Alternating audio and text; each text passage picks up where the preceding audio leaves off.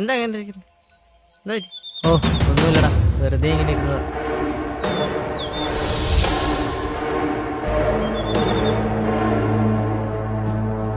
മോനെ, നമ്മുടെ ജാതിന്നൊരു പെണ്ണിനെ കെട്ടിയാലേ ഇട്ടന് മതിയാവൂ.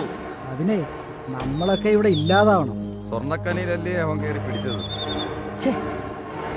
നിങ്ങൾക്കൊക്കെ ഇപ്പൊ എന്താ വേണ്ടേ? നിന്റെ കയ്യും കാലും ഞങ്ങൾ തല്ലി ഓടിക്കും.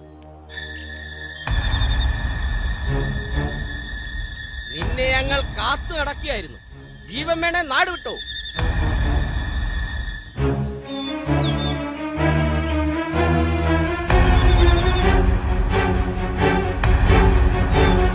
എന്തിന് നാട് വിടണം? അവൻ അവളെ പ്രേമിച്ചോണ്ടാണോ?